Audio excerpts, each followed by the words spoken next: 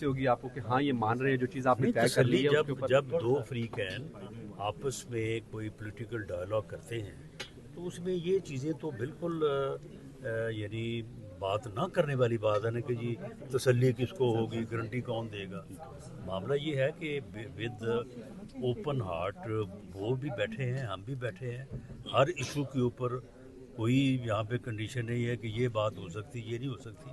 جو بات وہ کرنا چاہیں وہ بات کریں، اس کے اوپر جو ہمارا موقف ہوگا وہ سامنے رکھیں گے اور اس کے بعد ہی پھر کوئی درمیان سے راستہ نکلے گا۔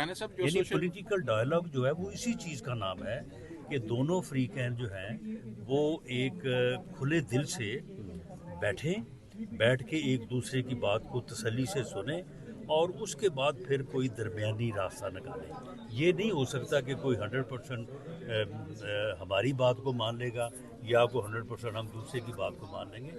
درمیانی راستہ ہی جو ہے وہی ایک بہتر راستہ ہوتا ہے۔ حکومت میں چور کہتی رہی ہے تو ہم بھی بڑا کچھ کہتے رہے، لیکن سر یہ نہیں ایسی کوئی بات نہیں ہے۔ معاملہ یہ ہے کہ وہ ہمیں کہتے رہے، ہم انہیں کہتے رہے، لیکن ایون دین اگر ملک میں پارلیمانی جمہوری نظام نے آگے چلنا ہے تو پھر وہ پولیٹیکل ڈائلاگ کے بغیر تو نہیں چل سکتا، وہ تو ہمیں کرنا ہے۔ تو اس وقت جب ہمارے یعنی اوپر مقدمات بن رہے تھے، ہمیں وکٹیمائز کیا جا رہا تھا، اس وقت بھی ہماری لیڈرشپ نے بھی اور ہم نے بھی اس وقت یہ کہا تھا کہ بیٹھیں، بات کریں، چارٹر آف اکانومی کریں، چارٹر آف ڈیموکریسی کریں۔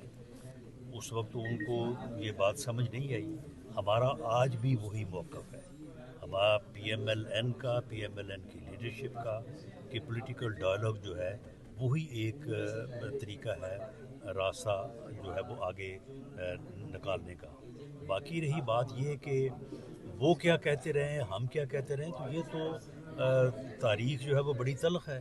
اس سے پہلے پیپلز پارٹی اور ہمارے درمیان بھی اسی طرح کے معاملات تھے، لیکن پھر چارٹر آف ڈیموکریسی ہوا نا، تو اب بھی جو ہے وہ چارٹر آف ڈیموکریسی کی بھی ضرورت ہے، چارٹر آف اکانومی کی بھی ضرورت ہے۔ Thank you sir.